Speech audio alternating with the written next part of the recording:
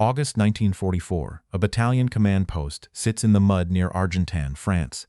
The air is thick with the smell of wet wool and exhaust. Inside a canvas tent, a captured German staff officer sits at a wooden table. He is ready to talk. Maps are spread out before him. He points to a crossroad where his division is digging in. He is handing over the keys to a victory. Then, a shadow falls across the table. An American battalion commander stands in the entrance. He looks at the prisoner with a curled lip. He does not see a source of intelligence. He sees a social inferior. He orders the prisoner removed. He refuses to ask a single question. He claims it is beneath his dignity to speak with the enemy. His pride is about to cost 22 men their lives. Patton is coming to show him the price of that dignity. This is the story of what happened when a commander called interrogation beneath his dignity and 22 men paid the price. It is a tale of how one man's pride collided with the brutal reality of the front line. Before we continue, make sure you subscribe. We tell the World War II stories that show what happened when old hierarchies met new realities. Your support helps us bring these forgotten moments of history back to life. First Lieutenant Carl Fisher was 26 years old. He came from the working-class streets of Milwaukee, Wisconsin, where his father had spent 40 years in a brewery. Fisher was the battalion intelligence officer for the unit, a role he took with a quiet, lethal seriousness. He had joined the Army because he saw a job that needed doing, and he brought with him the pragmatic grit of the Midwest. Fisher had spent months studying German order of battle and interrogation techniques. He had seen the cost of bad information during the breakout from Normandy. He had watched friends vanish into the smoke of hedgerows because a map was wrong or a report was late. To Fisher, every scrap of paper and every word from a prisoner's mouth was a shield for his men. He was a man who understood that in war, a single sentence could be the difference between a burial detail and a victory dinner. He stood by the table in the command post, his sleeves rolled up, ready to extract the truth that would save lives.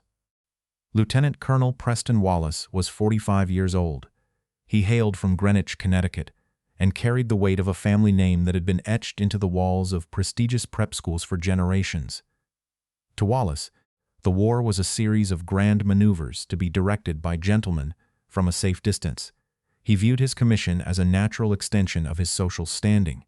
He wore a uniform that was tailored to perfection even in the field, and his boots shone with a polish that seemed to defy the French mud. Wallace believed in a rigid, archaic hierarchy of warfare. He believed that commanders commanded, and they did not soil their hands with the grubby, tactical details of police work. He spoke a fluid, upper-class German, learned during summer tours of Europe before the war. Yet he refused to use it for anything other than reading poetry or ordering wine. He saw the captured German officer not as a source of vital intelligence, but as a peer whose presence in his tent was an intrusion. He believed that maintaining his patrician dignity was more important than the maps on the table. He was a man whose sense of status was about to collide with a reality he was too proud to understand. By August 1944, the war in Europe had reached a frantic, desperate pace. The Allied breakout from Normandy had shattered the German front, and the Third Army was racing across France in a blitzkrieg of its own. The Germans were retreating, but they were not yet defeated. They were masterfully trading space for time, attempting to establish a new defensive line along the river crossings and dense forests. In this environment, the shelf life of military intelligence was measured in minutes, not days. A unit identified at a specific crossroad at noon might be 5 miles away by dusk, or replaced by a heavy panzer detachment by midnight. The chaos of the retreat meant that the German command structure was fracturing, leading to a mix of demoralized stragglers and elite rearguard units waiting to spring deadly ambushes. Within the American ranks, a divide was forming between two types of officers. There were the combat leaders who lived in the mud with their men, realizing that the old rules of gentlemanly warfare had been buried in the craters of the First World War. These men knew that information was a weapon as vital as a Sherman tank. Then there were those who clung to the ghost of a vanished era, men who viewed the war through the lens of social etiquette and rigid military protocol. Many high-level commanders had begun to delegate the dirty work of war to subordinates, creating a dangerous lag in communication. While the front lines moved at 30 miles an hour, the paperwork moved at 5. This bureaucratic friction was a silent killer. It allowed the enemy to slip through gaps and allowed reinforced positions to be mistaken for empty fields. It was a situation where the refusal to ask a simple question could lead directly to a row of white crosses. The scene was set for a tragedy fueled by nothing more than the vanity of a single man. The German staff officer sat at the table and adjusted his glasses. He looked at Fisher and tapped a finger on the marked map. He said he had no desire to die for a lost cause in a French ditch. He said the unit in the woods was not a single company, but a reinforced battalion of heavy grenadiers. Fisher leaned in and asked for the exact location of the anti-tank screen. The German began to trace a line along a stone wall when the tent flap whipped open. Colonel Wallace stepped inside. He did not look at the map. He looked at the prisoner with a cold, distant contempt. He told Fisher to stand away from the table. Fisher explained that the prisoner was cooperating and had vital information about the morning's line of advance. Wallace told him it didn't matter. He said he would not have his command post turned into a police station. Fisher told him the men would be walking into a trap without these coordinates. Wallace snapped that he would not sit across from a German and trade words like a common detective. He said it was beneath the dignity of an American officer to engage in such a display. Fisher asked him if the lives of the patrol were less important than that dignity. Wallace told him to watch his tone. He said the prisoner was to be bound and sent to the rear immediately. Fisher argued that the rear was 12 hours away and the intelligence would be useless by then. Wallace said that was for the interrogators at division to decide, not a lieutenant in a forward post.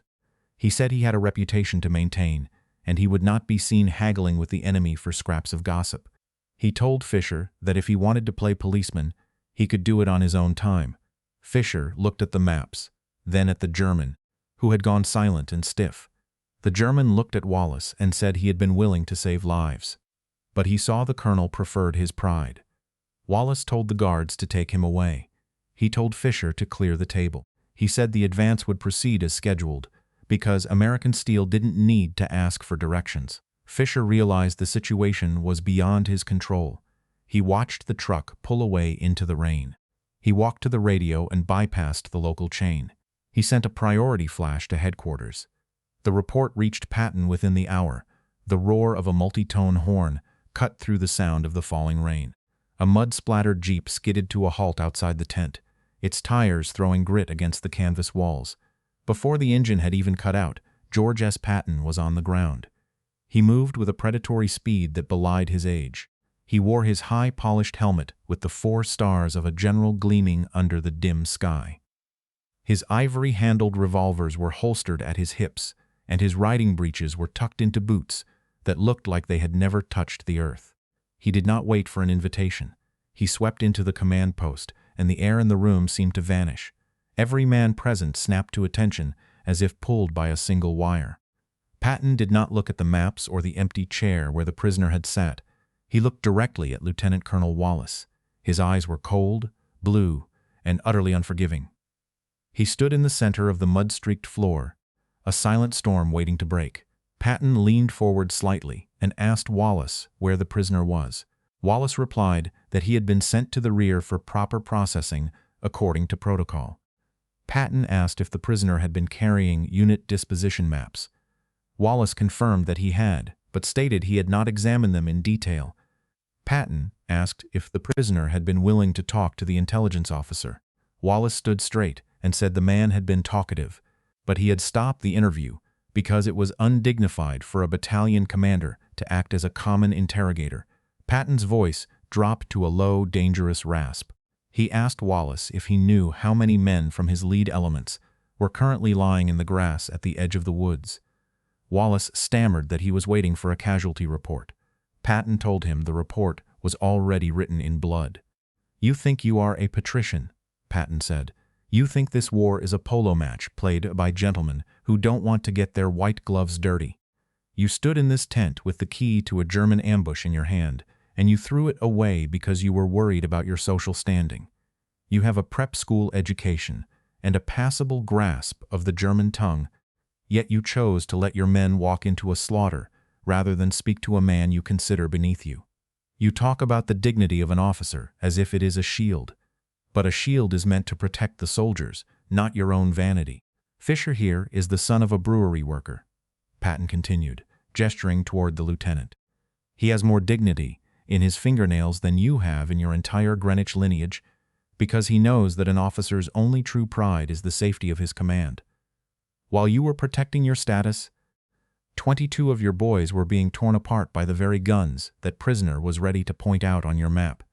You chose to be a policeman's superior rather than a soldier's leader. I interrogated prisoners in the deserts of North Africa with my own German, because I knew that a minute of conversation could save a week of funerals. If it isn't beneath my dignity as a 3-star general to find the truth, it certainly isn't beneath yours. Your dignity has a price, Colonel, and tonight it cost 22 lives. You believe that commanders shouldn't ask questions. I believe that commanders who don't ask questions are nothing more than high-ranking undertakers. You are a relic of an era that never existed, and you have no place in a line of fire where the enemy doesn't care about your family crest. You have a choice right now.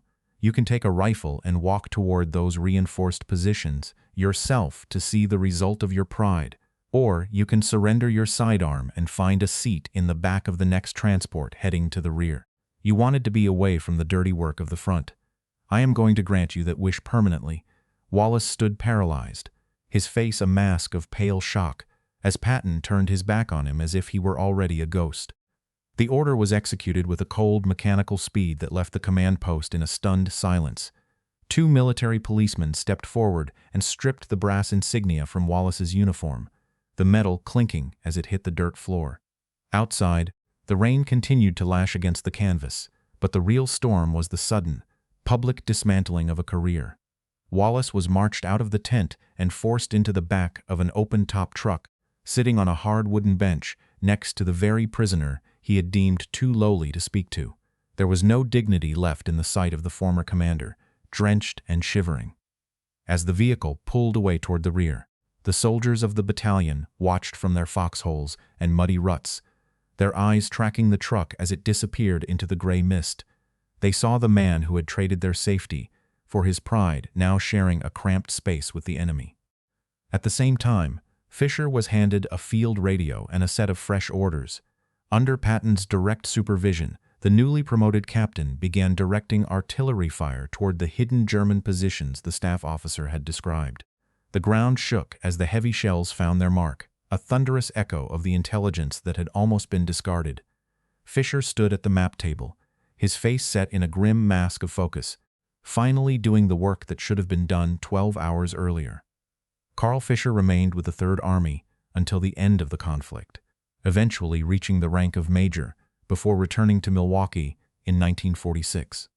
He took over his father's brewery operations and ran the business with the same quiet, meticulous attention to detail that had saved lives in France. He never spoke of the incident near Argentan, but his family noted that he kept a small, framed map of the French countryside in his private study until his death in 1989. Preston Wallace was never given another combat command. He was transferred to a desk job in the United Kingdom, overseeing the shipping of non-essential supplies, a role that kept him far from any prisoners or frontline decisions. He returned to Greenwich after the war, but the story of his relief followed him through the quiet circles of New England society. He lived a long, increasingly isolated life, passing away in 1974. He remained bitter until the end, often telling anyone who would listen that the Army had lost its sense of tradition and class during the push for Germany. Patton rarely revisited the specific details of the case, but he did mention the incident in a single line of a letter written to his wife later that month. He wrote that he had finally met a man who thought his family name was thicker than armor plating, and that he had been forced to show the man that dead soldiers don't care about social registers. For Patton, the lesson was finished the moment the truck pulled away. Some historians argue that Patton's decision to relieve a battalion commander over a single refusal to interrogate was an act of performative cruelty designed to maintain his own fearsome reputation. They suggest that the chaos of the Falaise pocket made intelligence lag inevitable, and that blaming a senior officer for a tactical ambush was an oversimplification of the friction of war. Others argue that Patton was exactly right, recognizing that a commander's ego is the most dangerous obstacle on a battlefield. They contend that by making a public example of the colonel, he saved countless lives by signaling that every resource, including the enemy's own voice, must be utilized. What is certain is that after this directive, the speed and accuracy of tactical intelligence within the Third Army improved significantly, proving that in a war of movement, the man who talks first usually wins. If you had been in Patton's position, would you have done the same? Or would you have simply reprimanded the colonel and moved on? Let us know in the comments below. And if you want more stories about the cost of pride in a war that punished it, make sure to subscribe.